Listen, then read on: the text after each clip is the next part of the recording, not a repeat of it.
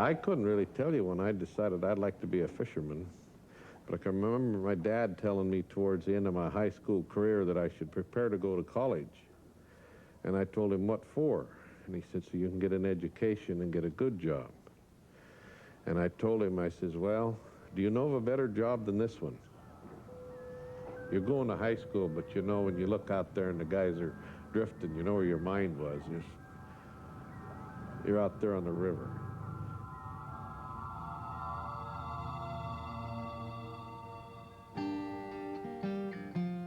Today's Columbia River gillnet fleet shows the latest developments in modern technology. It is the culmination of over a century of history and adaptation to changing conditions on the river. At the same time, gillnetting is often characterized as a traditional way of life. This is the story of the Columbia River Gillnetter.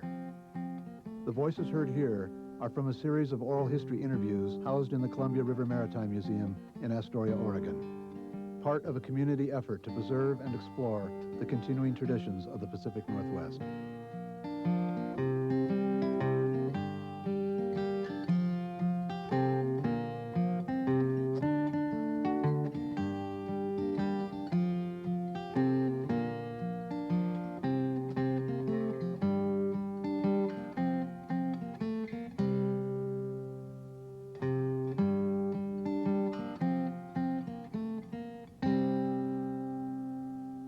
I'm Cecil Moberg.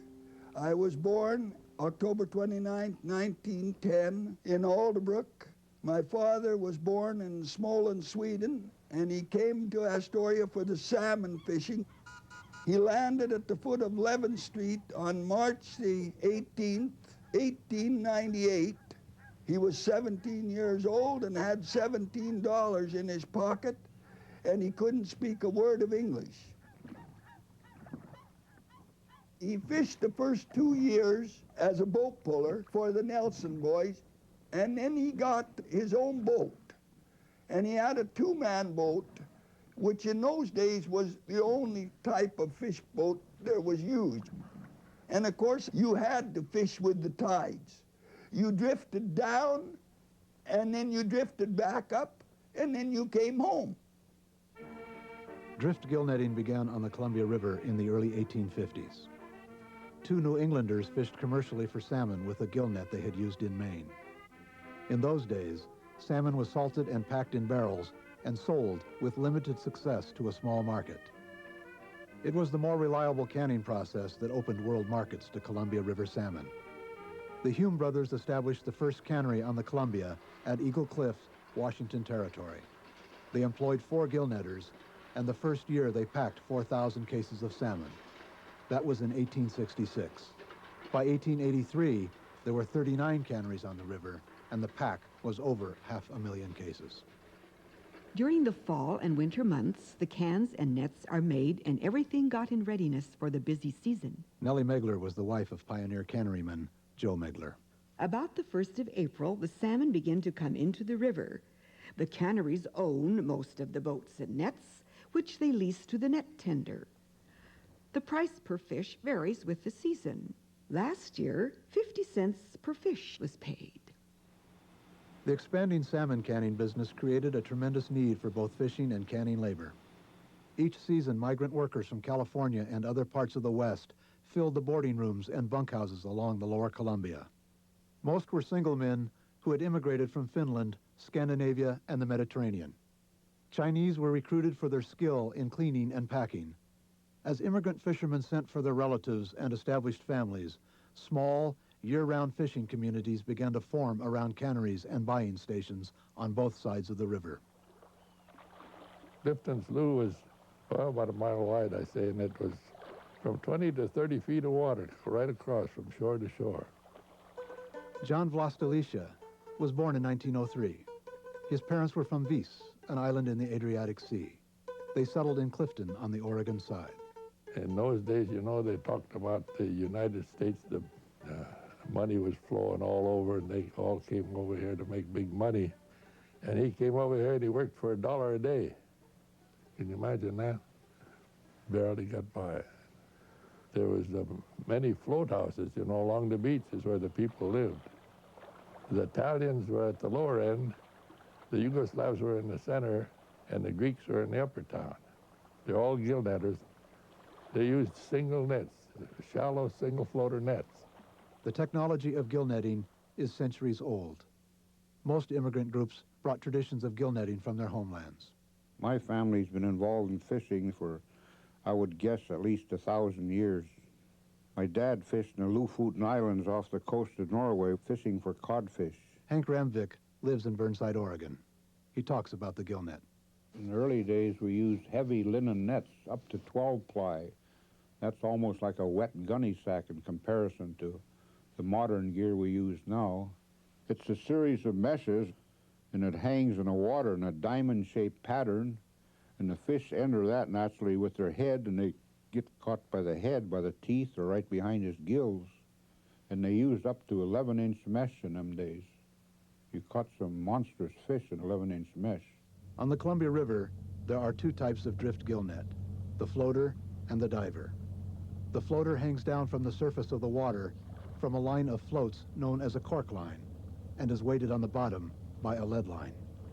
Then we had what we called a diver net. It had much smaller floats.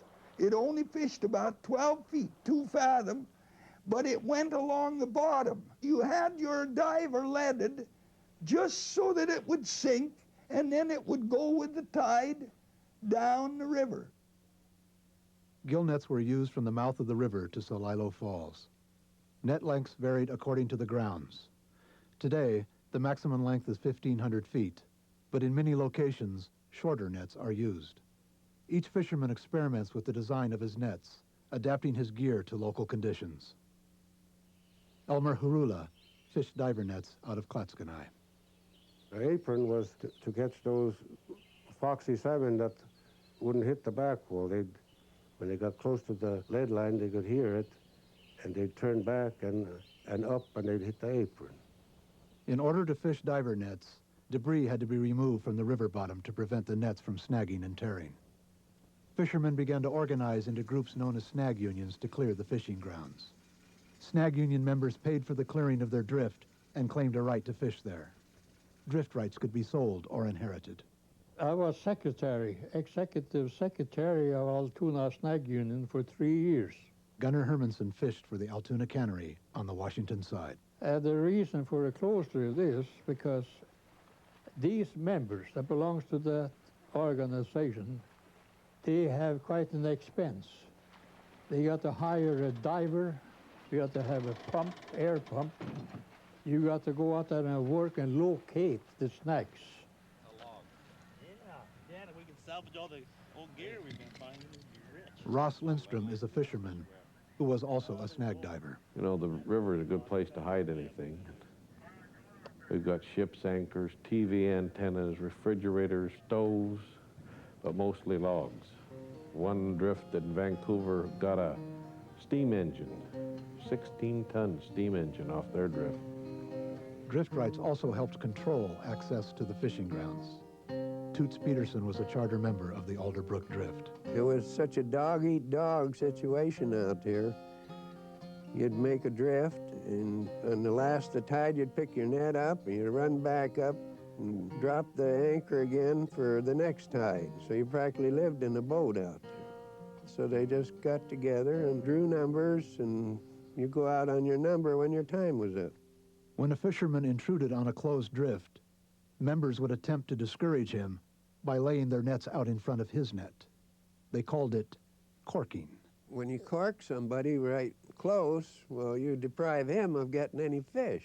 You will take the fish, but he won't get much. All he could do was cuss and roll around, but they used to get in corking matches between fishermen in the old days. Heck, they'd spend the whole tide picking up and corking each other. Neither one of them get any fish, but they got a lot of work out of it. In those days, you worked, you had to pick by hand. Nowadays, it's a picnic.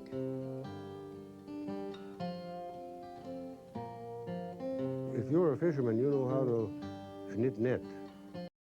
Right in the home, they would do about 14 feet or so at a stretch, and then bring that back and then start in again. And this went on all winter long. There's a rhythm You work up a rhythm. Georgia Maki makes her living knitting and mending nets for fishermen. One time when I was 14, my dad was knitting some net for another man, and I'd been watching him. And while he was out fishing, I thought, well, I'm going to try that. And he came home from fishing early, and here I'm knitting net. And he was very angry. He said, if that was my net, that would be fine, but that is not my net, so don't bother it. And he came over and looked what I'd done. He said, here, go ahead and do it. I've been doing it ever since. Different ones said they knew I was knitting because the windows were singing. They'd go by and I'd hear the windows vibrating, and the windows were singing.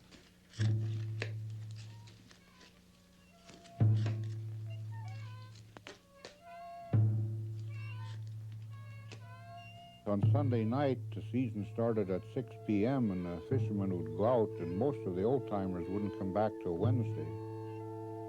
Wednesday, they usually come home to replenish their grub supply and get gas, and they'd take off again. And then they'd usually come home Saturday morning, and that was net racking day. They'd rack the nets and bluestone them and mend them, and go out again Sunday night.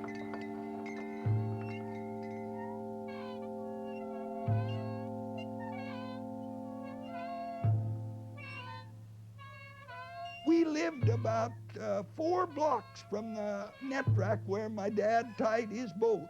My dad's boat had a 7-horse Regal, and you know, you got so you knew the sounds of those different engines. And when I was a little boy, I had a big dog, Nick. My mother knew it was time to get dinner on the table because Nick, the minute he heard my dad's engine coming, he'd take off like a streak for the net rack. He knew that engine. In the early decades of gill netting, the boats were powered by sail and oar. Around the turn of the century, the first gasoline engines were being installed.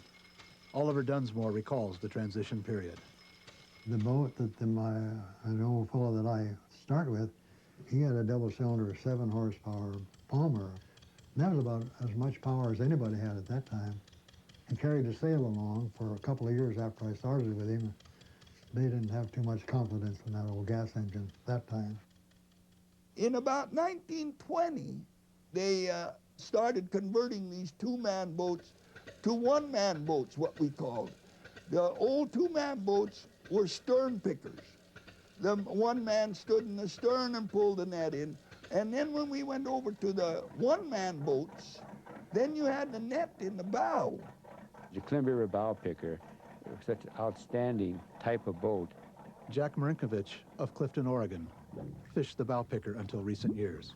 It was a good sea boat. It was a good packing boat to pack a good load of fish.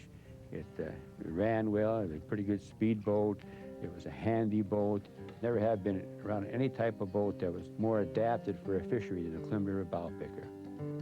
There have been many changes in gear and boats during the 20th century. Power rollers made it easier to haul in the nets. They have been replaced by power reels. Nylon nets have replaced linen. The boats, originally made of Port Orford cedar with oak frames, are now made of fiberglass or aluminum. Eldon Korpela fishes the bridge towhead out of Astoria. My grandfather started fishing here about 1895. My grandfather had 4 sons that were all fishermen. Both my daughters fish with me on the Columbia River, and one still does. You want to try to be in an area where you can get low water, where you don't go down too far. If you go down too far, you'll snag or something happen, you won't catch any fish. And there's always 3-4 boats that are going to be in that particular time area, but only a couple of them will get the good drift. It's all timing. It was all timing, within 5 minutes. Bill Gunderson is a 3rd-generation fisherman. My grandfather passed it on to my father, and my father passed it on to me, because precisely at 4 hours and 5 minutes, the fish will drop off of the sands and into the deep hole where your net is. The fish haven't changed their pattern. Just because we have different boats and different gear, the fish still follow the same prehistoric habits of when they move off the sand into the channel and down. You cannot teach anyone gillnetting. You have to do that by experience. For the simple reason, you have different tides, you have different drifts. Every drift and tide coincides with the fishing or gillnetting. There is no teaching about it.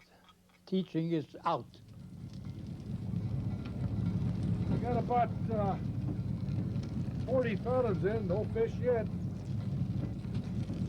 There's various expressions fishermen use for a drift where you don't catch any fish. One is they call it a skunk. Today's fishery takes place primarily during the fall and during the winter season in late February and early March. John Vlastalicia remembers when the seasonal round was quite different. At one time we had a run of very nice big salmon in June. June hogs, and they'd come in every year until I guess they claimed that that Grand Coulee Dam had blocked them off. And there certainly hasn't been any since. I got one about 68 pounds. They sure were beautiful salmon.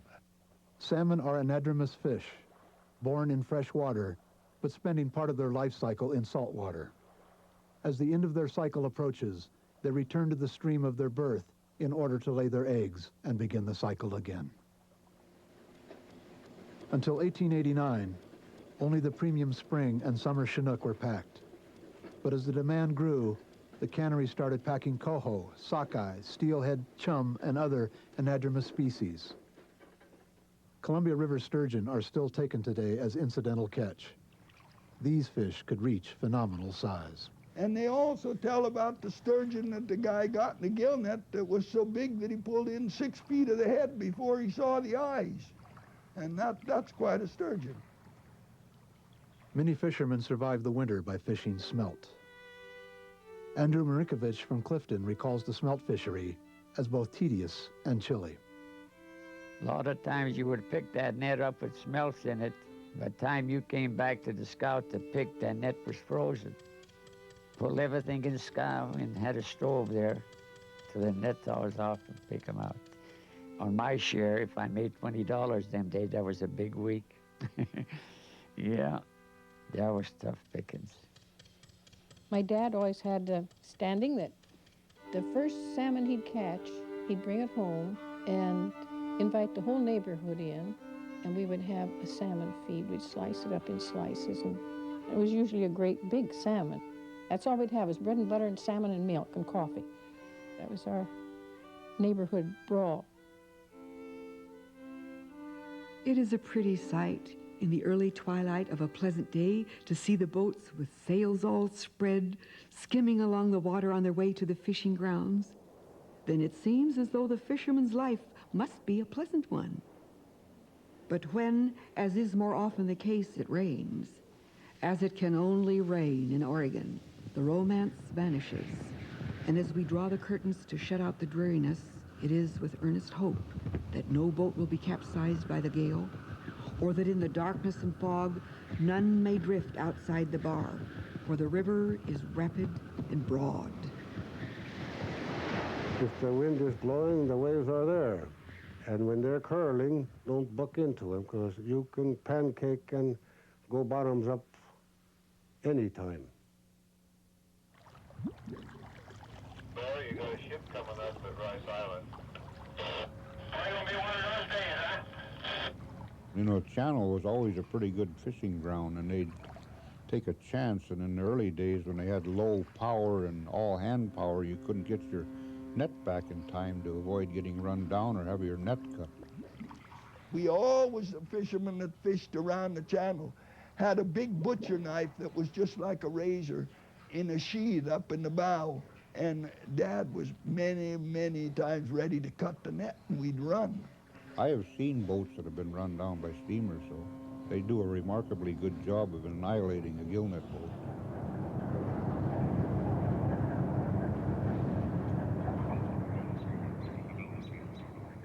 Until the mid-20th century, gillnetters competed with other commercial fishermen for both fish and fishing grounds. Seining operations and fish traps were often controlled by canneries. By the 1880s, Gillnetters had formed the Columbia River Fishermen's Protective Union, one of the oldest fishermen's unions on the West Coast. The union set up a fund for clearing snags from the estuary. It also negotiated prices in disputes with the canneries, which were intensified by an increasing number of boats competing for the resource. In the early years, the private companies, a lot of them had built up their own fleet of boats and their own nets, and they loaned them. They was just loaded with free boats and gear. Everybody wanted to get enough fish to just be ahead of the other packers. Bill Puustinen recalls an account of the crowded conditions. And the time came when that was so disorganized over there that they contracted with more fishermen than they could handle during a big run. And John Bell told at times, too, when the fishermen came in there, honestly expecting to make a nice little delivery, and they couldn't even deliver their fish. God, that was just murderous, practically. A depression in 1893 was a catalyst leading to a major strike in 1896. The Fishermen's Union asked for a price of 5 cents a pound. The packers failed to agree on a compromise. After we patiently and faithfully endured the struggle of the strike, we ran out of food. Matt Korpela, from a letter to his relatives. Then we were forced to go fishing at the price the canneries offered, 4 1/2 cents. But when the canneries had got us fishing, there was a lot of fish in the river, they lowered the price almost immediately down to 2 cents a pound and set a limit of 500 pounds for each boat. The strike had lasted 2.5 months. Cannery-controlled fish traps had been destroyed by striking gillnetters. The National Guards of both Washington and Oregon were called out. Some gave up fishing, and others fished at the set price, as there was no other work. After deliberations among fishermen, the unanimous decision was, let's build our own cannery. In our family, there is a saying, beginning is always difficult, work is our joy, and industry overcomes bad luck. My grandfather was a gillnet fisherman all his life on the Columbia River. That's all he ever did for a living. They were all hard-working people. Work is our joy, and it was joy in our life, both. I think he believed that fishing was the only way to make a living. Union Fishermen's Cooperative Packing Company became an industry leader and a mainstay of the region's economy. They were an organization, not only a cannery, but they were a fishermen's service organization in many ways. They were part of the living society of fishermen. You had organized fishermen's type of thinking and planning and operation. The strike taught other cannerymen that they were better off sticking together. There were a number of attempts to consolidate various canneries into what became known as the Combine. In 1899, the Columbia River Packers Association was incorporated. It became a powerful force on the Columbia, maintaining an almost paternal relationship with its suppliers. Don Riswick fished under a number of cannery contracts. Of course, back in the old days, the canneries used to furnish gear. They furnished a boat, you paid rent. Because you could go down there and order a net in January, and they'd back you for it. But then if you went and sold fish to somebody else and they caught you doing it, then that cut your credit off. Wilmer Johnson fished for CRPA most of his life. He and his wife Stella were married in 1931. When we settled up with the company, we had $7 and something coming, and he advanced me $15. And we thought we was millionaires.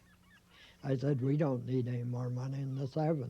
I said, when we get home, we catch enough fish to eat on. We got in the boat at Cascade Locks and came all the way to Altoona.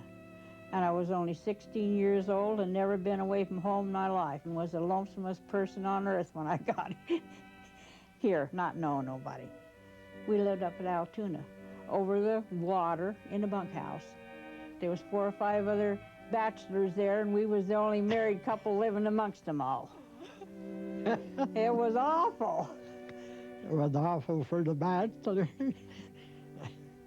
Wilmer's catches were consistently high, and he was treated well by the cannery. Anybody that's young, if you like the fish, you go at it, you know. That's the point. I told our grandson when he come down there one day, I said, you see all them boats in the mooring? I said, you know they're not going to catch a fish.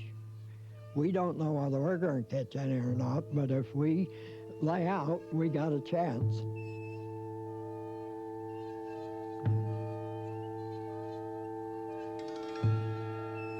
During the August season, many fishermen would go to the lower Columbia to fish. At one time, this seasonal migration filled the communities near the mouth of the river. The whole river would move down there, all the fishermen from upriver. Us fishermen that would go down from Clifton while we'd get ourselves a bunkhouse and we stayed down there. Sometime the family would come down and stay, and they enjoyed the beach down there while we were fishing. You know, I often thought how organized their life was and how simple, because on Mondays we knew what the food was going to be. It was a combination of rice and peas. It was called Reezy Peasy. And on Friday we had pasta vazul, and then we'd cook it on the Swede stove and have wine. It was a celebration. The fishing was a celebration. It wasn't a highball operation like it is now, you know. Babe Ruth bars and Twinkies and wide open. Every night there was a send-off. It was a party. The sun was starting to set, and the men would climb down the ladders, and the wives would be there, and the children. The boats would take off. Then the wives would pull the lines up, and then head back to the bunkhouses, and light the lamps, and wait till they hear the sound of the hoist. They were totally involved, and they were support. They were support for the work, for the men. I came up and dropped the anchor, and then you could hear some boats already that had their mulligan cooked and eaten.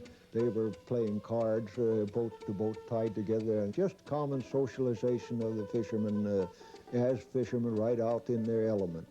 You even heard some mouth organs, and then there were several places in that hell of a widespread anchorage, accordions, and it was kind of nice to just listen.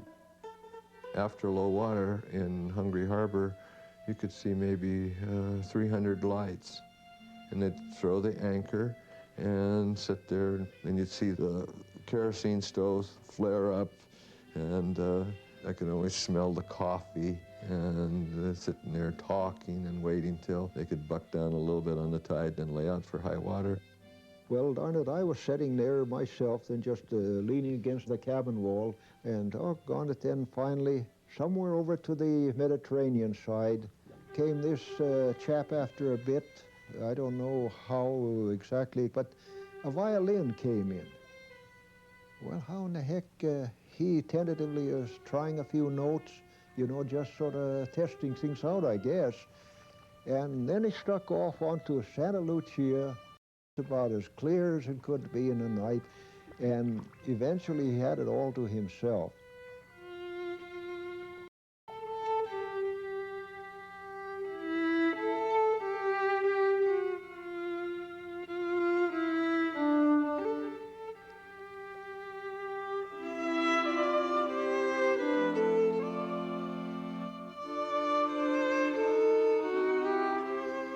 At today's compact meeting, the following season extension was approved.